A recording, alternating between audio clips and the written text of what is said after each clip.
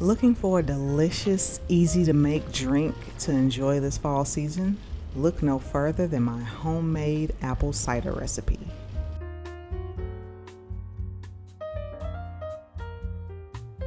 To start, I washed, cored, and cut my apples into wedges, being careful to remove all of the seeds. I like using this apple slicer because it both cores and slices the apples into wedges at the same time.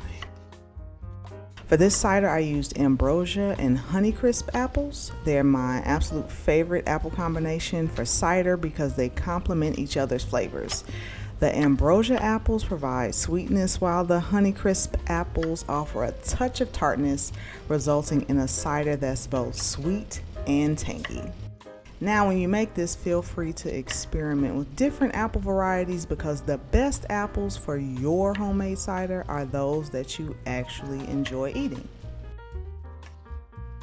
I peeled an orange and broke it into segments. The orange will add a touch of acidity to balance out the cider. Now, the thing I love about this recipe is that it's a breeze to make. You literally place everything in the pot, then set it and forget it. Now, I choose to use a slow cooker for this recipe, but you can also make this apple cider on the stovetop or in an Instapot. Now, for more details on how to do that and different alcohol combinations that pair amazingly well with this cider, head over to chynabsweets.com. I will leave a link in the description box of this video. So I placed the fruits, brown sugar, ground cloves, salt, vanilla, and cinnamon sticks in a 5-quart slow cooker. Then added in enough water to cover the fruit, gave it a good stir, covered, and let the magic happen. Now, when I tell you these fresh apples and warm spices will fill your home with the scent of fall, I'm so serious. Once the cider is done, remove the oranges and cinnamon sticks and mash the apples with a potato masher. Please don't skip this step. Mashing the apples will give your cider a more intense apple flavor.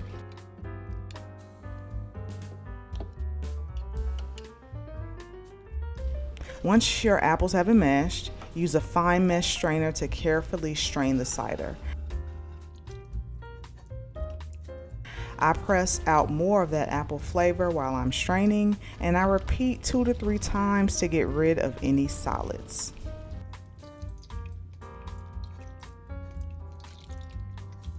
There you have it, an easy homemade apple cider that captures the essence of autumn in every sip.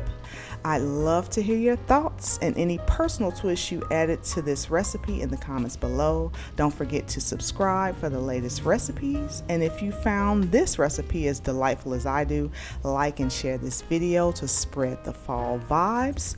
Thanks for watching, and I will see you guys in the next one. Stay sweet.